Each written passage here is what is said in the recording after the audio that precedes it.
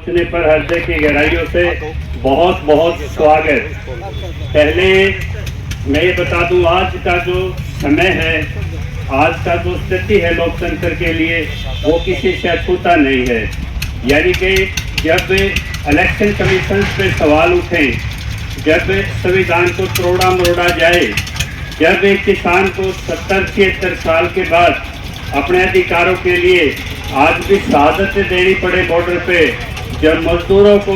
अपने हक डिफाइन करने के लिए अपने लोकसभा चुनाव नुमाइंदे एमएलए छोटे पड़ जाएं, उनकी पीड़ा,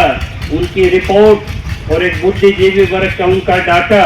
जब जन सामान्य में ना पहुँच के प्रचार तंत्र से उनकी हत्या हो जाए, तो ये जन मानवीय का कर्तव्य बनता है। और हमारे संविधान की एक चैप्टर में भी लिखा हुआ है कि हम वैज्ञानिक सोच के साथ देश की परिस्थितियों में अपने हमें जो अधिकार दिए गए हैं उसके साथ कर्तव्य भी दिए गए हैं। और कर्तव्य में अगर सबसे बढ़िया कोई प्रेरणा सूत्र बनता है तो हमारे शहीद बनते हैं। अब ये साबित हो चुका है, यदि 2024 से पहले किसानों ने यदि कोई पंजाब से आवाज़ उठाई और यदि कोई प्रायोजित भी कोई षड्यंत्र के तहत किसी मोर्चे पे सरकार ने अपने नेता डिप्लॉयड किए, तो आपने देखा होगा आज भी भिवानी में, दादरी में किसानों का, खापों का धरना चला, टिटोली पे आपने देखा होगा धरना चला, कंडेला में चला, नरवाड़ा में चला, और दिल्ली में पहली बार ये महसूस कराया देश के किसानों को, न केवल हरियाणा के बल्कि महेंद्र सिंह टिकैत के सुपुत्र को यहाँ आके कहना पड़ा कि ये जो आंदोलन चल रहा है इसकी दिशा ठीक है। और दिल्ली ने पहली बार भाईचारे की जो मिसाल इस सोचंदी के इस धरने से दी गई है, उन सभी को हम नमन करते हैं। और ये विचार आपका ये पूरे दिल्ली में उन 94 गाँव में पहुँचे, उन प्रवासी जो दिल्ली बहुत बड़ी मात्रा में रहते हैं उन तक पहुँचे। और सबसे बड़ी शक्तिशाली यदि देश में प्रकृति में कोई चीज है, आपका शरीर 70 साल रहेगा, 80 साल रहेगा, लेकिन जैसे अणु, परमाणु, जिससे एटम बम, न्यूक्लियर बम बनते हैं, यदि उससे भी कोई ताकतवर चीज इस धरती में है जो ब्रह्मांड में आपके जाने के बाद भी गतिमान रहेगी, तो वो है आपका विचार। विचार वो चीज है, लेकिन यदि वो विचार आपने कहीं से उधार ना लिया,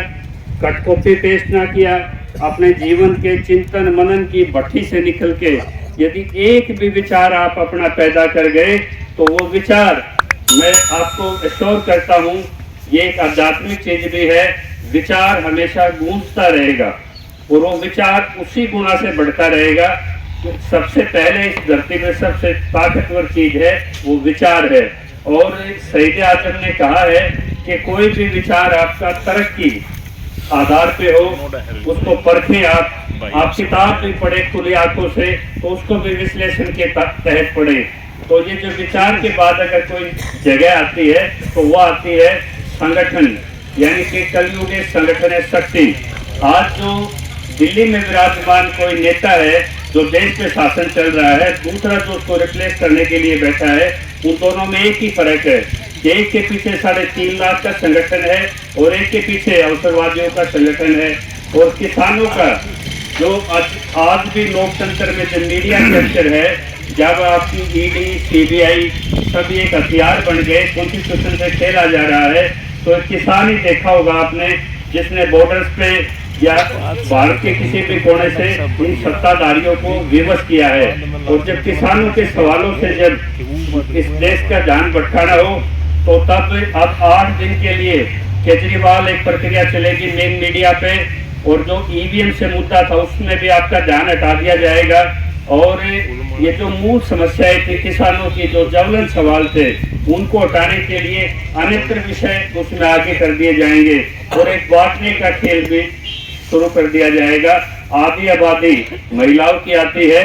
आधी आबादी को कोई 1000 रुपए में खरीद रहा है, कोई 1 लाख रुपए वार्षिक देके कोई इनका उससे खरीद रहा है। यानी कि इनके मोल भाव लगा दिया एक मत का, जिस मत के लिए लाखों ने कुर्बानी दी, ब्रिटिशों से लड़ाई लड़ी, आज उस मत को हजारों में, उसमें लाखों में खरीदा जा रहा है। लोकतांत्रिक आंदोलन चलते हैं, जैसे कि राठी साहब चला रहे हैं, गिरावट वाले चला रहे हैं, आपको धरने उठाने की जरूरत नहीं पड़ी, क्योंकि आप देश से भी प्यार करते हो, आपको लोकतांत्रिक शांतिपूर्वक चलाने की आपको समझ भी है, तो आपको आंदोलन धरने उठाने की जरूरत नहीं पड़ी, क्योंकि आप डेमोक्रेसी को स्थापित करने वाले मूल्यों को इन प्रशासनिक अधिकारियों से ज़्यादा समझते हैं। लेकिन जैसे ही ये 2024 के चुनाव होंगे, बहुत जबरदस्त तरीके से आप लोगों पे प्रहार होंगे। जो एसटी लाइन का मुद्दा आप चल रहे थे, वो आपके डीसीओ ने भी माना है, ठीक है, और नतीजा है कि यमुनानगर में 1 करोड़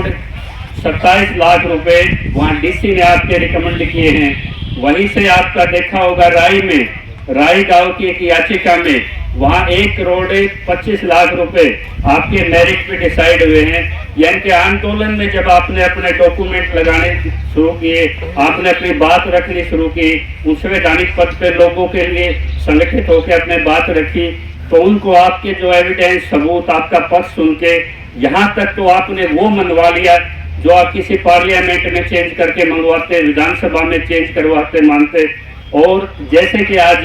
भाई का आदेश हुआ था स्टैंडर्ड लो का, मैं अपने पुत्रों को सीधे तौर पे शायद ही ना इतना डांट सकूं, लेकिन मैं स्टैंडर्ड को डांट सकता हूं, क्योंकि जो शिष्य है वो पुत्रों से भी ज्यादा होता है। और जिस तरह का संयम से ये ओचंदी के इस धरने के साथ, किसान के मुद्दे के साथ, पूरे ये हरियाणा पंडाल में जो आप लोगों को एक मुद्दे पे एक मत किया है, इस मत को थोड़ा बड़ा करने की जरूरत है। और जैसे ही इस सभा का समापन हो, मैं बुद्धिजीवियों से सभी से चाहूंगा कि जो भी बाहर से आए हैं, अपने प्रतिनिधित्व करते हैं, वो बैठ के आगे की क्या रणनीति हो उस पर भी हम एक फैसला, एक विचार बनाएंगे। और जब ये भगत सिंह की जीवनी, जब ये माँ अपने बेटों को पढ़ाना शुरू कर देगी, जब ये माँ ये कहने लग जाएगी, बेटा तेरा ताऊ बैठा पौड़ी में बैठ के जाइए, बेटा तेरा दादा बोले का सुन के जाइए क्या है, बेटा तेरे पिताजी ने तेरे लिए काम छोड़ा है कुछ सुन के जाइए, तब इनका जीवन अगली पीढ़ियों में जुड़ेगा। यदि इन्होंने कह दिया कि आपको बच्चों को रास्ते से भटका दिया, इस देश का निर्माण इनके हाथों में है,